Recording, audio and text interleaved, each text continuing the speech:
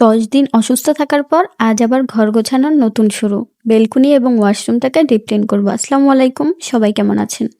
গত 10 দিন আমি অসুস্থ ছিলাম। এই কয়েকটা দিন শরীর এতটা খারাপ ছিল যে ঘরের কোনো কাজই ঠিকমতো করতে পারিনি। প্রতিদিন ভাবতাম আজ একটু ভালো লাগলে কাজগুলো করব, কিন্তু শরীর যখন সাড়া না দেয় তখন ইচ্ছে থাকলেও কিছু করা যায় না।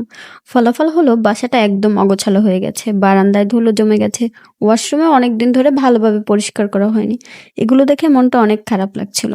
আলহামদুলিল্লাহ আজ একটু ভালো লাগছে, তাই সিদ্ধান্ত নিয়েছি আজ সব একসাথে না করে ছোট ছোট কাজ দিয়েই আবার শুরু করব।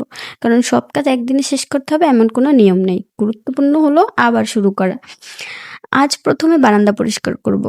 ঝাড়ু দেবো এবং অপ্রয়োজনীয় যে অংশ যে জিনিসগুলো আমার প্রয়োজন না সেগুলো ফেলে দেবো এবং সুন্দর করে ক্লিন করে নেব। এরপর চলে যাব ওয়াশরুমে। আর সেগুলো সুন্দর করে ধুয়ে মুছে পরিষ্কার করব। অসুস্থ হওয়ার পর একটা বিষয় আমি আবারও বুঝেছি, সুস্থ থাকাটাই জীবনের সবচেয়ে বড় নিয়ামত। আমরা অনেক সময় সুস্থ থাকাকে স্বাভাবিক ধরি না। কিন্তু অসুস্থ হলে বুঝতে পারি ছোট ছোট কাজ করতে পারাটাও কত বড় আশীর্বাদ। যদি আপনিও কখনো অসুস্থ হয়ে পড়েন আর ঘরের কাজ জমে যায় তাহলে নিজেকে দোষ দেবেন না। শরীরকে সময় দিন। সুস্থ হয়ে ধীরে ধীরে আবার শুরু করুন। ঘর গুছিয়ে নেওয়া সম্ভব, কিন্তু নিজের সুস্থতার কোনো বিকল্প নেই। সুস্থ হয়ে এখন আমার লক্ষ্য হচ্ছে একটু একটু করে ঘরটাকে আবার আগের মতো সুন্দর করে তোলা। আশা করি ভিডিওর শেষে পরিবর্তনটা আপনারা দেখতে পারবেন। ভিডিওটা যদি ভালো লাগে তাহলে একটি লাইক করবেন আর আপনার মতামত কমেন্টে জানাবেন।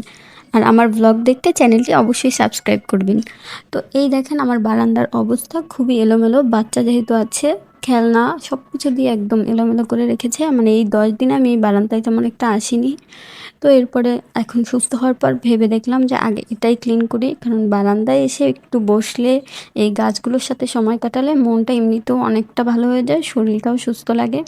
আর দেখা যায় বারান্দায় বসে এক কাপ চা খেতে খেতে অনেক সুন্দর বিকেল কাটানো যায়।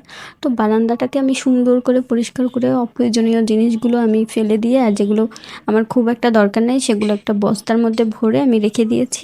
এরপরে আমি এটাকে মুছে সুন্দর করে ক্লিন করব।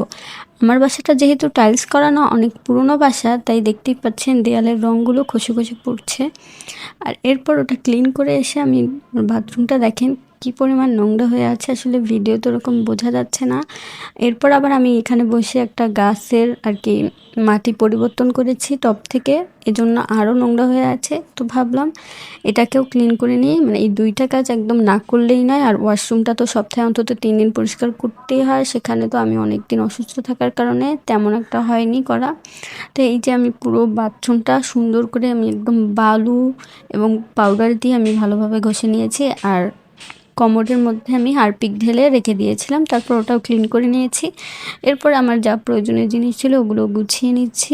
আসলে আপনার বাসার বাথরুম যতটা পরিষ্কার, আমার কাছে মনে হয় ওই বাসার গৃহিণী তত বেশি পরিষ্কার পরিচ্ছন্ন। কারণ আপনার বাসার আপনি যত পরিষ্কার পরিচ্ছন্নই হন না কেন, যদি ওয়াশরুম নোংরা থাকে সেখানে রোগ জীবাণু এবং তাই আমি সবসময় চেষ্টা করি আমার বাসার ওয়াশরুম, বারান্দা এবং রান্নাঘর এগুলো সবসময় ক্লিন রাখার। তো আমার ভিডিও ভালো লাগলে অবশ্যই আমার পাশে থাকবেন। সবাই ভালো থাকবেন। আল্লাহ হাফেজ।